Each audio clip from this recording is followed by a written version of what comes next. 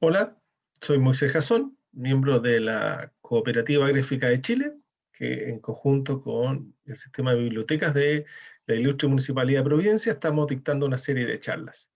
Hoy día queremos conversar de dos temas. En realidad es un tema que tiene dos periodos. Es viñetas en tiempos de cambios. ¿Y por qué dos periodos? Porque justamente fines de los años 60 y comienzo de los años 70 marcaron a Chile y de alguna forma produjeron estos fenómenos que vamos a revisar ahora. Pero antes de entrar con las publicaciones, revisemos un poco qué pasaba en 1968. ¿Por qué 1968 es un año que no debiéramos olvidar? De alguna forma, eh, es, eh, es el año que fue la eclosión de todo lo que venía pasando en la década de 1960. Veamos, pues, los hippies fueron un movimiento, ¿no?, en Estados Unidos sumamente importante y que durante 1968 probablemente estuvieron en su clímax, que venía desde qué, desde 1967, en el verano del amor, que se llama, que es obviamente en California, ¿no? Todo este fenómeno es muy fuerte en California. En San Francisco en particular, ellos vivieron lo que se llamó el verano del amor y durante el 68 concluyeron en Woodstock, ¿eh? El festival de varios días, ¿no? Que se dio en 1969. Por otro lado, en Chile teníamos la reforma universitaria. Los jóvenes estaban inquietos. En Chile del 60 todavía las universidades tenían un sistema muy discreto, ¿no? Muy directo de conducción y en ese mismo año, perdón, en el 67, un grupo de jóvenes se toma a la Universidad Católica. Son atacados fuertemente por todo el establishment, incluyendo por supuesto Mercurio. Eso hizo que los jóvenes reaccionaran publicando un lienzo en el frontis de la Universidad Católica que dice eso que ustedes pueden estar viendo. Chileno, el mercurio miente. ¿Eh? Justamente a raíz de un fenómeno que estaba pasando, que dentro de la universidad se los acusó de cosas que no eran verdad. Bueno, finalmente el proceso continuó en distintas universidades durante el 68, tomas diversas en la Universidad de Chile, en distintos lados, y que produjo una serie de cambios en la administración y en la forma de entender el proceso de educación. En particular, en la Universidad Católica, en diciembre de 1968, las autoridades católicas, dueñas de la universidad, ¿no?, finalmente accedieron a nombrar un rector que no fuera un religioso y que se nombró de acuerdo con los estudiantes, que fue don Fernando Castillo Velasco. Pero en 1968 también tenemos que en mayo, en Francia, en particular en París, nuevamente son los estudiantes los que gatillan un periodo de incomodidades, ¿cierto? Que se transformó en una revuelta prácticamente, ¿no? Se tomaron una serie de universidades, generaron detenciones por parte de la policía, eso generó apoyos de los trabajadores, etcétera. Esto fue en un increciendo cada vez más fuerte y ustedes pueden ver un par de imágenes ahí de París, digamos, durante estos disturbios muy fuertes, casi una revolución, y eso obligó al presidente Charles de Gaulle a anticipar elecciones y llamar a algunas en 2 meses después, y en las cuales él perdió y se retiró, ¿no? ¿Okay? Y quien asume es Georges Pompidou, electo democráticamente en las urnas. En 1968 también todavía estaba la guerra de Vietnam, donde Estados Unidos había intervenido ya desde el gobierno de John Kennedy, cada vez fue cada vez más fuerte, colocando más soldados, etcétera. Había una especie de alto al fuego en ese minuto, pero en comienzo de 1998, Vietnam del Norte lanza una ofensiva, la ofensiva del Tet, es conocida, por la cual atacan una serie de blancos norteamericanos. Los norteamericanos reaccionan enviando cada vez más soldados, cada vez invirtiendo más. El resumen fue que el año 68 es el mayor cantidad de soldados norteamericanos muertos anual en Vietnam, donde hubo la mayor cantidad de soldados en suelo vietnamita y donde se gastó más dinero norteamericano en la guerra. Pero además, y eso sí que es destacable, fue donde los norteamericanos en sus televisores en todo el país pudieron ver que en realidad estaban perdiendo la guerra. ¿Okay? Y eso hizo que finalmente, años después, accedieran a firmar un armisticio y retirarse. Y bueno, también en la década del 60 y también prácticamente en el 68, la píldora anticonceptiva comienza a ser distribuida masivamente en Chile. ¿Cómo fue eso? Bueno, a contar del 1962, la píldora se vendía en diversas farmacias con receta médica y todo muy oculto, y por lo tanto era solo accesible para las clases altas. Pero durante el año 67 el gobierno de Frey empieza a tomar el tema de la planificación familiar como una política de Estado. Y por lo tanto se comienza a entregar la píldora anticonceptiva en todos los consultorios. Fue el primer país de Sudamérica en entregarlo masivamente. Ello que produjo que las mujeres pudieran planificar la maternidad, ya no estar obligadas a tener prácticamente un hijo al año, ¿cierto? Y de esta forma pudieran estudiar y trabajar. Abrió, digamos, le dio libertad a las mujeres. Y eso fue en estos mismos años, ¿no? Estamos hablando de 67, 68. Bueno, todo esto son preámbulos. ¿Son preámbulos para qué? Para que veamos qué es lo que pasó desde el punto de vista de las revistas en ese año, ¿no? Y qué es lo interesante para nosotros desde el punto de vista de una cooperativa gráfica, en qué queremos destacarle a ustedes. Bueno, y lo que pasa el año 68 es que dos revistas se lanzan, se comienzan a distribuir. Y esas son, un minutito, ahí está. Se comienzan a producir y distribuir. Son La Chiva, el 31 de julio, y Mampato, el 30 de octubre. Muy distintas, cada una dirigida a distintos públicos y con distintos objetivos, pero las dos marcando estados, diciendo, ok, de aquí para adelante ya todo se ve distinto. Y eso fue Mampato, como les decía, el 30 de octubre. Hablemos de Mampato primero. Mampato fue una publicación que empujó Eduardo Armstrong. Ahí está la portada número 1 que ustedes pueden ver y la página editorial del número 2. Fue un proyecto de Eduardo Armstrong quien lo fue a ofrecer a la editorial Lord Cochrane, de la familia Edwards, de Roberto Edwards en particular, como un proyecto para crear una revista para niños. ¿Ya? Él sentía que no existía una revista para niños, lo cual era cierto, que entregara, lo único que había era una revista de historietas. Entonces él dijo, no, ¿para qué se necesita algo más? ¿No? Y ese algo más es una revista que entregue educación, que entregue entretención, ¿no? ¿Okay? Entonces que le dé cultura y además que sea para todo el mundo. ¿Okay? Y algo que hasta el día de hoy entonces se recuerda. ¿Cuántos números sacó Mampato? Sacó 418 números. Hasta 1978. Tuvo 10 años publicándose. Ahí está el equipo, ustedes pueden ver el equipo inicial.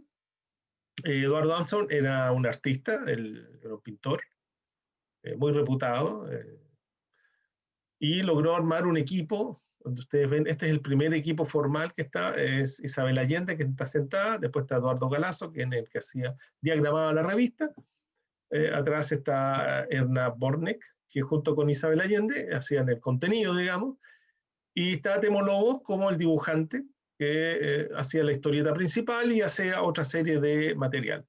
En los primeros números, el dibujante era Oscar Vega, pero él decidió dar un paso al costado por una otra oportunidad de trabajo, porque en realidad hacer esto era esforzado. Bueno, y ahí lo asume Temolobo, pero ya vamos a conversar de la historieta. Hablemos de la revista. La revista incluía artículos de pintura, artículos de ciencia, del espacio, de entretención. Era semanalmente, bueno, al principio quincenalmente, pero muy pronto, porque fue un éxito fenomenal desde el comienzo, muy pronto se hace semanal, y entregó cultura para todos los niños. O sea, en esos tiempos, estamos hablando de los 60, por supuesto, no debo decirlo, pero prefiero decirlo, no existía internet. Los únicos materiales de docentes que habían eran las enciclopedias, Y los otros eran, bueno, los libros escolares, con la calidad que podía tenerse, y una serie de láminas que se compraban en las librerías que venían con el recorte, de, por ejemplo, de ese estilo La Sangre, pero todo eso tenía un costo. Y además no tenía entretención, era una cosa o la otra. Bueno, lo que hizo fue englobar todo esto y entregarlo como un paquete. Incluyó, por supuesto, cuentos de artistas chilenos, ilustrados por dibujantes chilenos. Hay una muestra de 5, pero así como este hay muchísimos más, todos dibujados por distinta gente, ¿no? A través de estos 10 años, muchos autores, trabajaron aquí, ¿no? Dibujantes, escritores, etcétera. Bueno, posteriormente Eduardo Antro fallece de cáncer, ya, muy pronto, lamentablemente, y es reemplazado primero por Isabel Allende en la dirección y después por otra serie de directores, de los cuales los más destacados son, que están aquí, digamos, Vittorio Girolamo, que aparece en el extremo superior, y más abajo, en algún minuto, está Lucas, de director, ¿ya? Que aparece ahí sentado, y podemos ver atrás que estaba el dibujante que era Oscar Vega, y estaba Miguel Arteche, ¿no? Bueno, en esa foto hay 2 premios nacionales, ¿no? Está el Premio Nacional de Dibujo y está el Premio Nacional de Literatura. Con todo eso trabajando en algún minuto por impulsar una revista, ¿no? Eso es destacable, ¿cierto? Dio también oportunidades para que muchísimos dibujantes trabajaran allí. Aquí todas estas portadas son de dibujantes distintos, son de gente que trabajó en algún minuto o no. Ahí está el primer cumpleaños, por ejemplo, es una portada de Temo Lobos, con distintos personajes de historieta que habían dentro. La segunda es un trabajo de Jorge Pérez Castillo, un chileno que vivió mucho tiempo en Argentina y que después vuelve y comienza a trabajar muy fuerte en Mampato. Hay una portada de Lucas ahí, de Ruiz Tagle, que hizo innumerables trabajos sobre la historia de Chile en historieta adentro. Julio Berríos después. Bueno, y esta es una portada del mismo Eduardo Armstrong, que hizo muchísimas al comienzo, ¿no? Otro grupo de portadas, tenemos aquí a Ricardo Giraldes, después a Eduardo Mayali, este es Lincoln Fuentes, Mario Igor, Germán Gabler, el mismo Oscar Vega. Dio pie para muchísima gente trabajar, digamos, y entregar cultura y entretención. Uno de los trabajos tal vez más recordados por quienes fuimos lectores de la revista es la historieta Mampato misma, ¿no? Una historieta que a muchos parece que de repente se le olvida que era de ciencia ficción, ¿no? Es un niño, Mampato, que aparece ahí en un cuadrito, ¿no? Que viaja por el tiempo y por el espacio gracias a un cinturón que le entrega un extraterrestre. Entonces, de esa forma, él obtiene un amigo que es, ¿ah? Que de hecho, curiosamente, aquí no está, bueno, que es Ogu, y con el cual viaja por muchos sitios. En particular, esta historieta que está aquí, que a mí me encanta, fue el periodo en que estaba Lucas a cargo de la revista. Entonces, no es casualidad que finalmente la historieta de Mampato es una historieta de balleneros, ahí, a mediados del 1800, 1850, dice ahí aparece Valparaíso, ¿no? Bueno, pero tenía un especial interés también en la ciencia ficción.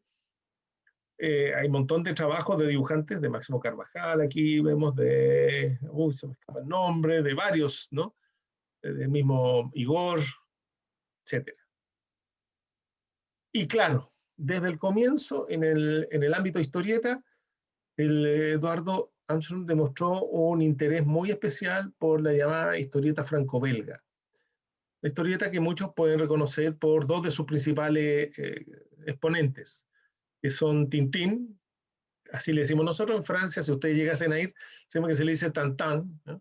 ¿Okay? Está Tintín, está Asterix y Obelix, y está una serie de otros personajes, Tunga, etcétera, detectives, policía, exploradores, de ciencia ficción, de todo ámbito. Y esa escuela de historieta fue muy importante en la historieta mundial. De alguna forma renovó la historieta, nace después de la Segunda Guerra Mundial y explota, digamos, explota a nivel mundial. Es una historieta muy querida porque además era un tipo de historieta bastante transparente, muy dirigida a niños y bueno, y no solo a niños, pues, o sea, Asterix y Obelix es algo que podemos disfrutar todos, ¿no? Porque tiene además un humor subyacente, digamos, tiene varias capas de lectura. Y eso lo hace muy, muy agradable.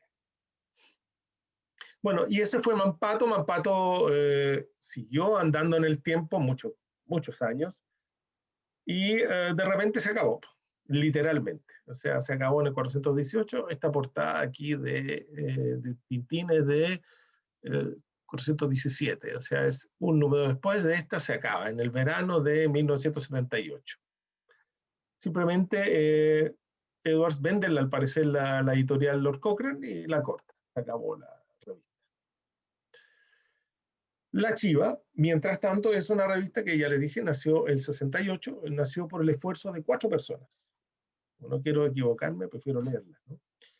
Que son Alberto Vivanco, el director, que además que es el que proveyó los fondos para poder lanzarse en esta empresa que fue una revista autoeditada, autogestionada y autodistribuida. No así como todo el resto que siempre estaba apoyado por alguno de los 2 o 3 grupos editoriales que tenían su sistema de distribución. La Chiva no tuvo esa posibilidad. Ok, entonces, bueno, decíamos, Alberto Vivanco, se sumaba Palomo, que de hecho es quien está firmando aquí la portada número 2, Herbie, que lo vemos vigente hasta el día de hoy, dibujando humor, ¿cierto? Y Pepe Winca, que en paz descanse. Inicialmente la Chiva se plantea como una revista de humor horizontal, que eso que ustedes están viendo es el formato que tenía, un formato apaisado, un formato distinto al que se publicaban todas las Chivas, todas las revistas, ¿no? Parte importante de la Chiva eran los dibujos, ¿no? Las historias, y dentro de esa, Los Chamullos era el gran grupo de personajes. Ahí está, es un barrio, ¿no?, donde se juntan de todo tipo de chilenos, ¿no? Están los dos del extremo superior arriba, que son una pareja de delincuentes, hay un cesante, hay un garzón, hay un español que llegó escapando de la guerra civil, digamos. Hay 2 señoras copuchentas, que soy elegante, ¿ves? Bueno, y está Artemio también, que de alguna forma era protagonista de su propia serie, ¿no?, en la prensa en ese minuto. Bueno, y hay un gato ahí que, para los que puedan reconocerlo, es curiosamente parecido al gato de Ritmo. Ritmo era una revista dirigida a los jóvenes que se publicó en los años 60 y que fue idea de Alberto Vivanco. Alberto Vivanco la presentó en Lord Cochrane y ahí se armó un equipo que la fue dirigiendo. Por diversas desavenencias, finalmente en 1968, Alberto Vivanco le dicen, bueno, tú ya no sigues trabajando con nosotros, muchas gracias, y le entregaron un dinero de desahucio, digamos, por la idea de haber creado Ritmo, y fue eso los fondos que permitieron que se lanzaran estos 4 Quijotes a crear esta revista. Esta revista tenía varias innovaciones. Bueno, la idea es que era de humor social, de un humor muy ácido, pero muy del estilo de lo que tenía la revista Mad en Estados Unidos. Pero además ellos inventaron, bueno, trabajaban esos 4 nomás, pues se sentaban, hacían todo. Y tanto así que hacían estas historias, por ejemplo, pues la gracia esta que está firmada por los 4. Si ustedes ven ahí en el extremo inferior aparece la firma de los 4 porque los 4 participaron en ella. Entonces se llama una historieta que está dibujada a 8 manos, ¿no? Cosas que experimentales que hacían ellos. Tienes una contraportada, te fijas que una escena grande donde cosas como estas ellos alcanzaron a hacer mientras estuvieron dirigiendo El Pingüino durante el 67. Cosas semejantes, ¿no?